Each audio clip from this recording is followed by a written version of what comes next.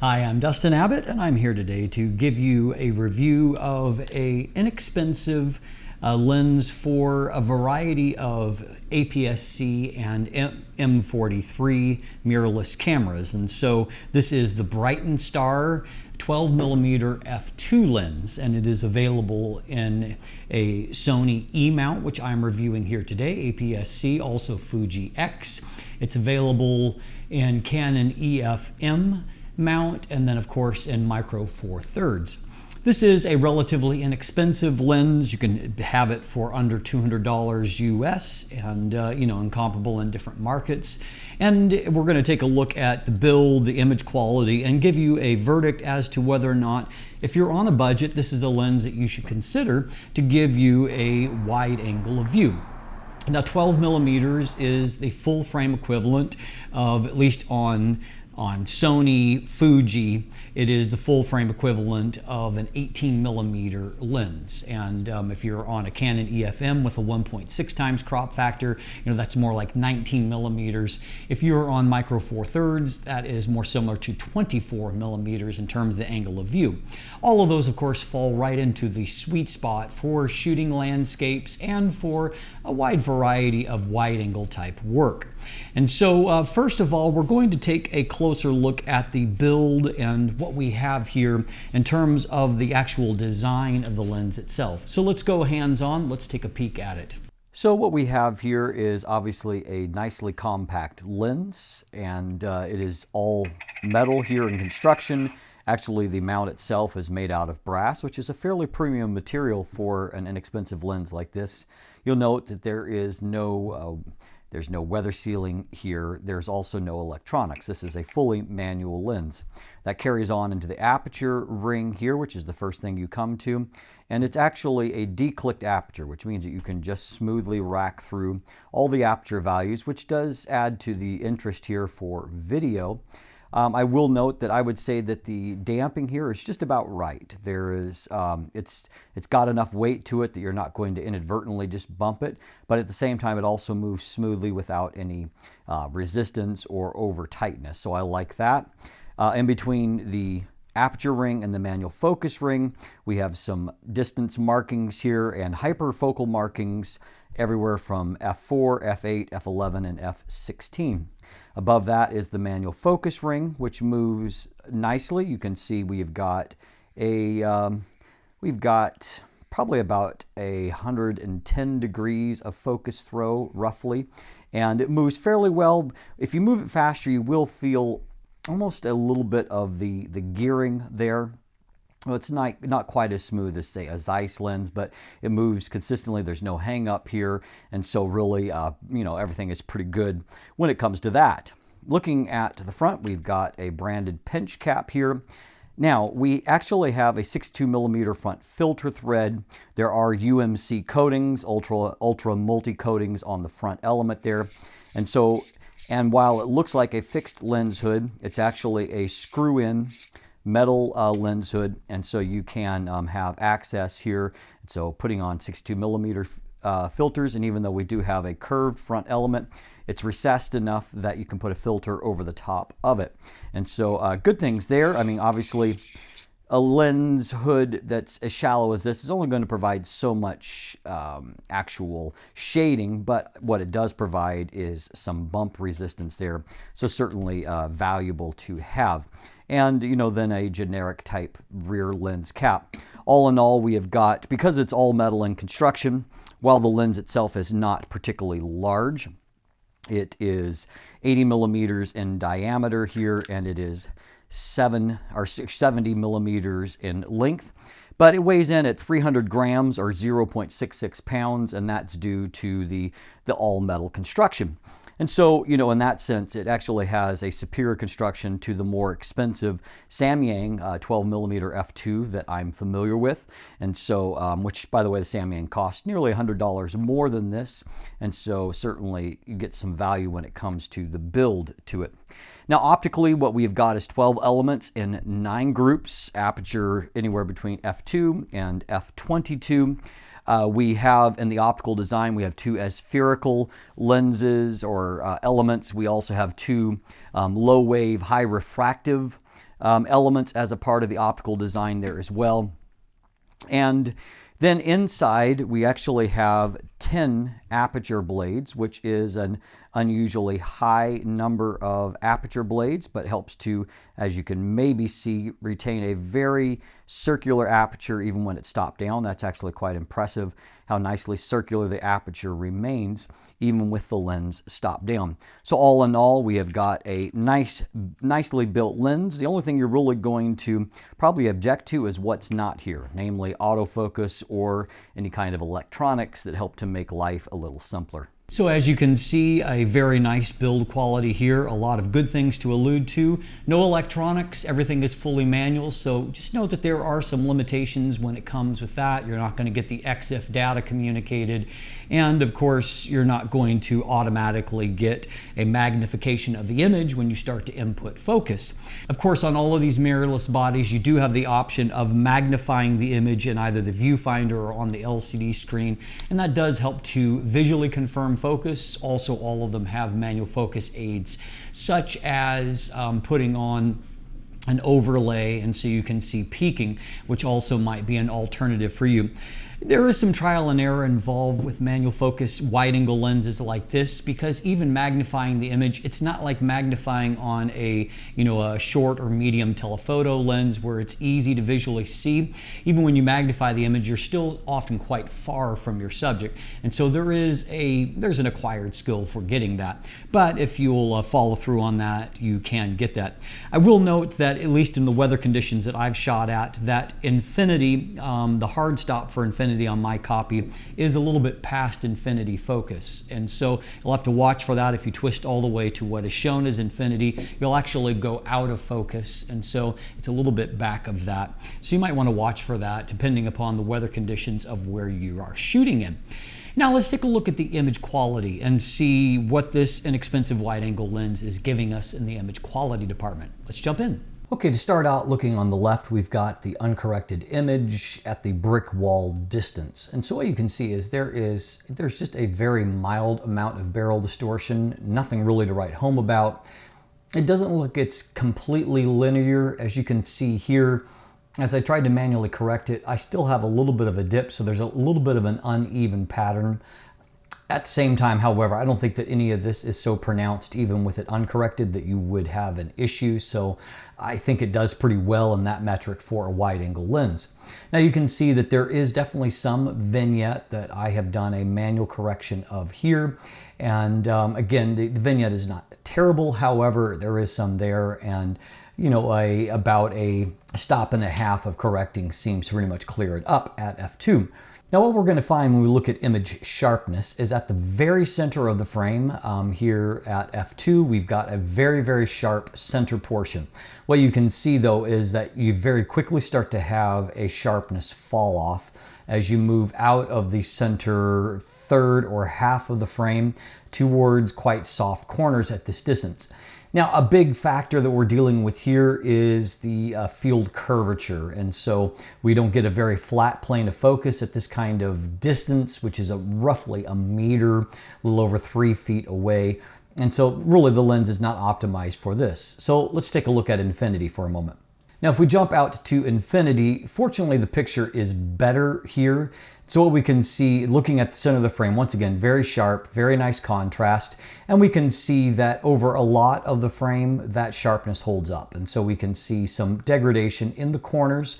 Looking over on this side, you can see that the corner is soft-ish, but not terribly so on the right. And so definitely we have a much better performance, and the sweet spot extends a lot further out when you're not dealing with the field curvature.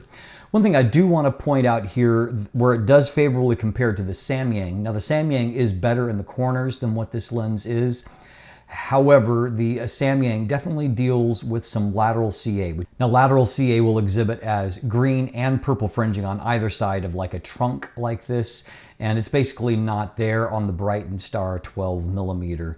And so a good performance there. So across a fair portion of the frame, you can see it's starting to get softer here. But even at f2, we've got a credible performance. You can see some flare artifacts that is impacting here. We'll deal with that in just a moment. Now comparing f2 to f2.8, and you'll see there is no reporting on the aperture because this is a manual everything. There are no electronics.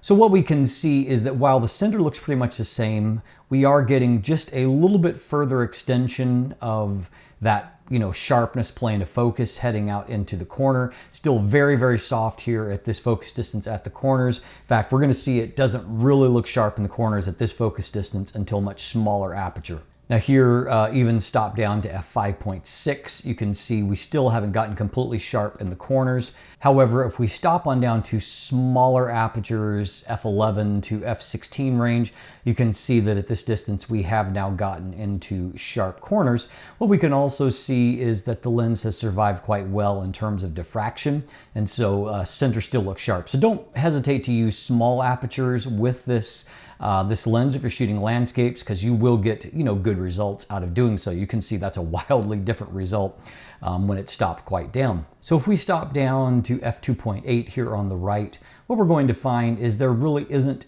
all that significant a difference here on the corner yet. Again, corners don't really immediately straighten up for you, and so we can see there's a little bit better contrast, a little less haze, a little bit better resolution here, but you can see it's not sharp here at f2.8. Now go in just a little bit and you've got a very crisp result. It's almost like you hit a barrier here where sharpness quickly falls off. Stopping down to f4, we can see that sharpness is starting to come here into the corner. This area here looks pretty good. Right here still doesn't look all that great. Take a quick look on the other side. We can see that it is, it's starting to clarify here on the side, but looks pretty good here on the left. That right side in this area is still not fantastic. f5.6, you can see that the extreme corners are starting to get some sharpness. Now at around f8, extreme corners are starting to look quite crisp, and so we're getting a much more consistent result out to the edge of the frame. Here at f11, you can see sharper yet. This is a lens that, unlike some lenses you pass about f5.6 and they start to soften up. That's not true with this lens. You can see it is very crisp here at f11, a very strong result. Now if we stop on down, this is f11 on the left, all the way down to f22. We can see at f22, you are starting to deal with some diffraction. You've got some softness there, so you've lost a little bit of contrast. And so, that's the trade-off there. You can see just not quite as crisp as in the center. So I would say f8 to f11 is optimal aperture range for shooting landscapes. So here's a handheld real-world shot taken at about f5.6 in that range. And so we can see we've got nice crisp detail, good information here. Over on the right side, in this area, it's a little bit softer. I think that's kind of a weak place for at least the particular copy I have, because as we go on up here, it actually looks sharper up here towards the corner and looks pretty good everywhere else in the frame. One more, and you can see here everything looks nice and crisp, good delineation, good detail, good contrast. And up here in the trees, we're not really seeing any lateral chromatic aberrations. And if they're there, I can see just the faintest amount, but they're very, very mild. So basically a non-issue when it comes to that. Now we saw at close focus distances that we definitely have a very, very centralized sharpness plane. And so we can see here that as we get towards the edge, it's almost like a motion blur that's beginning to take place there, although we're not in motion on this shot, believe it or not. Now the actual background blur looks pretty decent here. Look at another example. Now here, what I've gotten is I've got a much more centralized composition. And so you can see very, very good sharpness in that sweet spot. But what we can also see is that if you get outside of the sweet spot, there is a little bit of variance of depth of field, but you can also see that there is that kind of motion blur type effect that is not motion blur. In fact, let's take a quick peek here. We're shooting at 1/200th of a second with a lens that has an 18 miller equivalency. Let's take a look at this one, 1/125th a second. So it's not a motion blur problem. It's just kind of an optical defect. Now here's another example, and this looks a little bit better. We're just a little bit further out. Again, you can see sharp, sharp here, and as you go off here, you almost get that motion blur type effect. So you're just going to have to be careful with your composition if you're wanting to shoot up close. This is one area where the Brightin Star doesn't compare favorably to the Samyang. Another area of some vulnerability of the Brightin Star is that it is a little bit flare prone. And so you can see here, contrast is held up okay, but we definitely have some ghosting artifact in either one of these images. Brightin Star 12mm f2 wide open flare resistance. Brightin Star 12mm f2, this is stopped down to around f11. Finally, let's look at this lens for Coma. And so center of the frame, nice crisp results. Star points look good, and takes a little bit of practice to nail focus, at infinity with a wide angle lens. So you're gonna have to develop that technique. You can see that there is a little bit of Coma, a little bit of wings that are growing here along the edge of the frame. But again, because of the focal length and how tiny the star points are, at a global level, that's just not at all visible. And so I think that it's a lens that works fine. And of course the f2 aperture, nice and bright, means that you can keep your ISO values down and get a nice crisp result. So as you can see, mostly good reports here. There is, the lens is somewhat flare prone. That's what I would consider to be the biggest liability there. As we saw, there is a minor amount of barrel distortion. There is a little bit of vignette, but those things are actually fairly well controlled. Chromatic aberrations are fairly well controlled, and Coma for the night sky is also fairly well controlled. However, the flare is not well controlled. So you are going to have to be careful around that, and that is one area where the Samyang 12mm f2 that I alluded to a few times, and I allude to it because it is the most similar lens that I'm familiar with, same focal length, same aperture, and I both reviewed one previously, and also I owned a copy for a while, and so I am fairly familiar with it as a benchmark. And so those areas the Samyang was better at that. However, the Samyang also exhibited some lateral CA in the edges of the frame that the Brightin Star is better at. And so some trade-offs in terms of the strengths and the weaknesses there. Now, really, for what you're paying, you're getting a lot of image quality there. And while the corners are not sharp at f2 or even f2.8, by about f4 or traditional landscape apertures, they sharpen up nicely, and don't hesitate to shoot even up to f11 with this lens. Contrast stays good, and it gives you very, very even sharpness profile across the frame when you get to that. One final application that I'll allude to before I wrap things up here is that this also might be a compelling option for those of you that are looking for a video specific lens. This is a really fantastic focal length for video. It gives you a nice wide angle of view without getting too wide, and even if you're working with an additional crop factor, say in Super 35 on a Sony, you still end up with a really nice angle of view. Very useful for vlogging, very useful for shooting on a gimbal and moving through an area. It's a fairly natural angle of view for that, and so certainly something that I would recommend. And as you can see from this footage, it delivers nice crisp results when mounted on a lot of these modern mirrorless cameras that deliver really excellent video results.